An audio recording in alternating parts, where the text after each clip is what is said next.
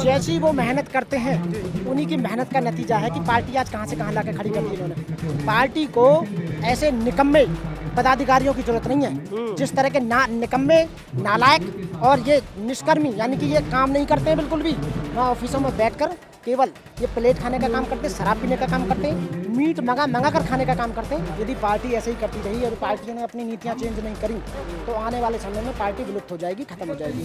आप देख रहे होगे काशीराम साहब के मरने के बाद, उनका महापरिनिर्वाण होने के बाद पार्टी नीचे गिरती चली गई है, क्योंकि जो काशीराम साहब के जो नॉर्म्स थे, जो उनके रूल थे चलने के, उनकी पार्टी चली नहीं रही। इनकी मेहनत नहीं है। जो काशीराम साहब के ज़माने में जो काम करते थे लोग, उनको साइड कर दिया गया, उनको हटा दिया गया, उनको चैन से बाहर कर दिया गया। और जो काम करने वाली है, ये काम करने वाले नहीं है, ये तो राज भोगने के लिए आए हैं, मजा लेने के लिए आए केवल। और जो काम करता है सच्चाई से, जो काम करता है, मेहनत करता है, पैसा लगाता है, सब कुछ करता है, ईमानदार आदमियों को उनकी जरूरत नहीं है, उसे बाहर निकाल के खड़ा कर दिया जाता है।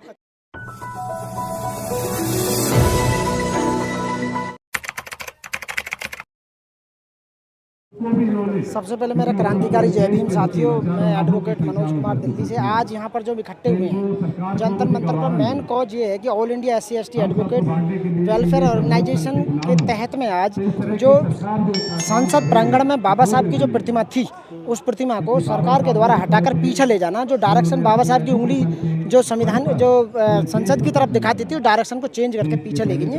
उसका एजिटेशन हो रहा है यहाँ की उस बाबा साहब की स्टैचू को, संविधान निर्माता की स्टैचू को वहीं पर दोबारा लगाया जाए। और इसीलिए सैकड़ों एडवोकेट्स आए हुए हैं एजिटेशन में। ये बहुत शॉर्ट नोटिस पे है, आने वाले समय में जरूरत पड़ी तो लाखों एडवोकेट यहाँ काम करेंगे। और वो एजिटेशन चल रहा है और ये सरकार को बताया जा रहा है, सरकार तक ये सूचना दी जा रही है कि जो आपने एक्ट किया है, जो मनुवादी एक्ट किया है, वो गलत किया है। आप अपनी मानसिकता को सही कीजिए और एक संविधान निर्माता बाबा साहब की स्टैचू को दोबारा से वहीं स्थापित कीजिए। अब तक का विषय यही चल रहा था। अब हमारे भाई साहब ने जो पूछा है पार्टी के, बड़े गंभीर आरोप आपने बसपा के दिल्ली प्रदेश अधिकारियों पर लगाए हैं। बिल्कुल लगाए हैं। जो मैंने लगाए थे वो पूर्ण रूप से सत्य हैं और उनको मैं विद एविडेंस स्थापित कर सकता हूँ। लोग आपको ट्रोल कर रहे हैं कि आपने पदाधिकारियों को ऐसे बोल दिया, वो मेहनत करते हैं, सारे काम करते हैं, उसके बावजूद आप लोग आरोप लगा रहे हैं पैसा कमा। जैसी वो मेहनत करते हैं उन्हीं की मेहनत का नतीजा है कि पार्टी आज कहाँ से कहाँ लाके खड़ी कर दी इन्होंने। पार्टी को ऐसे निकम्मे पदाधिकारियों की जरूरत नहीं है, जिस तरह के निकम्मे, नालायक और ये निष्कर्मी, यानी कि ये काम नहीं करते हैं बिल्कुल भी। वहाँ ऑफिसों में बैठकर केवल ये प्लेट खाने का काम करते हैं, शराब पीने का काम करते हैं, मीट मंगा कर खाने का काम करते हैं। और कार्यकर्ताओं से कहते हैं, यहाँ तक कहते हैं कि हमारा ये काम कराइए, हमारा ये काम कीजिए। वो काम नहीं कर रहे। AC में बैठकर काम नहीं किया जाता, काम किया था हमारे महामानव काशीराम साहब ने काम किया था। उन्हीं की मेहनत का नतीजा थी कि बहन जी 4 बार मुख्यमंत्री बनी हमारे प्रदेश की। और कितने करोड़ों, मतलब लाखों करोड़ों जो उनके अनुयायी थे बाबा साहब के, उन्हें फ़ायदा मिला। उन्हें एजुकेशन का फ़ायदा मिला, रिजर्वेशन का फ़ायदा मिला, नौकरी मिली, उन्हें ज़मीनें मिली, सब कुछ मिला। वो केवल काशीराम साहब की मेहनत थी, इनकी मेहनत नहीं है। जो काशीराम साहब के ज़माने में जो काम करते थे लोग, उनको साइड कर दिया गया, उनको हटा दिया गया, उनको चैन से बाहर कर दिया गया। और जो काम करने वाली है, ये काम करने वाले नहीं है, ये तो राज भोगने के लिए आए हैं, मजा लेने के लिए आए केवल। और जो काम करता है सच्चाई से, जो काम करता है, मेहनत करता है, पैसा लगाता है, सब कुछ करता है, ईमानदार आदमियों को इनकी जरूरत नहीं है, उसे बाहर निकाल के खड़ा कर दिया जाता है। ऐसे लोग ये पैसे का हेर फेर जो होता है, ये कैसे होता है? ये फिर टिकट बेचे जाते हैं 20-20 लाख में, 30-30 लाख में, 50-50 लाख में, 1-1 करोड़ में टिकट बेचे जाते हैं।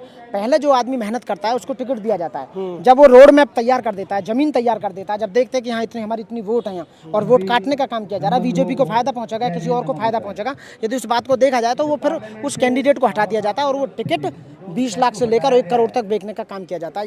ये इनकी हकीकत है। तो ये काम होता कैसे है? ये इनके चेले करते हैं। जो यहाँ बहन जी के जो जितने भी नुमाइंदे हैं जो काम करते हैं, ये वास्तव में जो नीचे रहते हैं वो ये काम करते हैं। ये पहले से चल रहा है। पिछले चुनाव में राइन साहब की एक वीडियो वायरल हुई थी, जिसका स्पष्टीकरण आज तक बसपा ने नहीं दिया है। क्या वो आपको लगता है कि ओरिजिनल वीडियो थी? बिल्कुल ओरिजिनल वीडियो थी, डेफिनेटली थी। 300 करोड़ का कुछ दावा था उसमें। जो भी था वो भी था जो गलत था। यदि पार्टी ऐसे ही करती रही और पार्टियों ने अपनी नीतियां चेंज नहीं करी तो आने वाले समय में पार्टी विलुप्त हो जाएगी, खत्म हो जाएगी। आप देख रहे होगे काशीराम साहब के मरने के बाद, उनका महापरिनिर्वाण होने के बाद पार्टी नीचे गिरती चली गई है, क्योंकि जो काशीराम साहब के जो नॉर्म्स थे, जो उनके रूल थे चलने के, उनकी पार्टी चली नहीं रही। आपने देखा होगा, इसलिए पार्टी नीचे जा रही है। जो काम करने वाले हैं उनको बाहर कर दिया जाएगा, जो पैसे इकट्ठे करने वाले हैं उनको अंदर ले लिया जाएगा। ना एजेंट चाहिए, रिकवरी एजेंट चाहिए।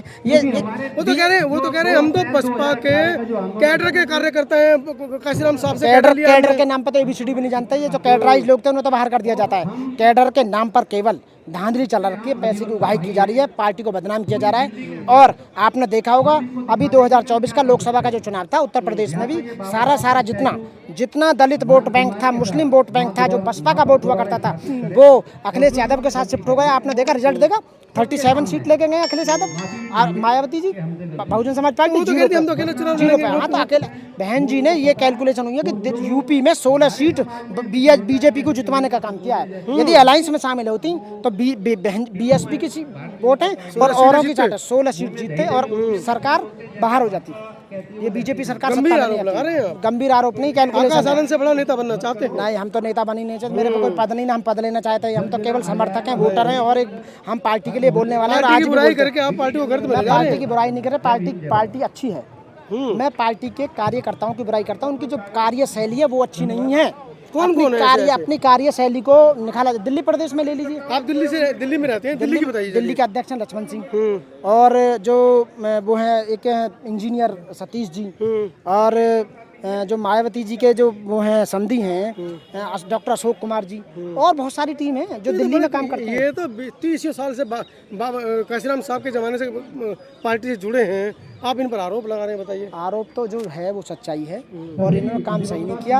आप देख लो दिल्ली में 1% से 0.7 पे आ गया है और यूपी में 9% पे आ गया है। तो ऐसे में समाज की क्या जिम्मेदारी है? जिम्मेदारी जो समाज को पागल समझ रहे हैं। समाज पढ़ा लिखा है, अकलमंद पढ़ा लिखा है, समाज शिफ्ट हो गया जहाँ जाना था। बाकी का समाज जो है लेकिन जहाँ शिफ्ट हुआ है वहाँ भी तो उनका भला नहीं है। अब आप देख लीजिए शिफ्ट होने का मैं बताता हूँ। अखिलेश यादव जी के साथ शिफ्ट हो गया, आजाद समाज पार्टी के साथ शिफ्ट हो गया वहाँ पे बिजनौर में। देख लो वहाँ इनका जो बीजेपी का जो बसपा का ऑलरेडी MP था उसे 13,000 वोट मिली है, सारी चंद्रशेखर के साथ चली गई। वहाँ समाज शिफ्ट हो गया। समाज जानता है किसके साथ होना है। समाज अब वो समाज नहीं है, समाज पढ़ा लिखा है। समाज को क्या जरूरत है वो अपने आप अदल बदल करता है, ये कुछ भी करता है, उनके कहने से समाज नहीं चलेगा आने वाले समय में। 2 दिन पहले ही मायावती जी ने दोबारा बना दिया, उत्तराधिकारी बना दिया। बना सकते हैं, क्या परेशानी है, बनाने दो, हमें क्या प्रॉब्लम है, हमें कोई प्रॉब्लम नहीं है। आप ये है कि जो जनता है, जो वोटर है, जो सपोर्टर है, वो जानता है उसको क्या करना है। समय आने पर वो अपना जवाब देगा, अपने पत्ते खोलता है। आपने देख लिया होगा यूपी में कैसे पत्ते खोले और दिल्ली में क्या हुआ है, सब कुछ होगा, बढ़िया होगा। लेकिन जो पहले मायावती जी ने जब उत्तराधिकारी पद से हटाया था उन्हें बोला था कि वो मैच्योर नहीं है, तो 44-45 दिन में क्या वो मैच्योर हो गए? बीजेपी ने जब उनसे बोला था हटा दो, हटा दिया।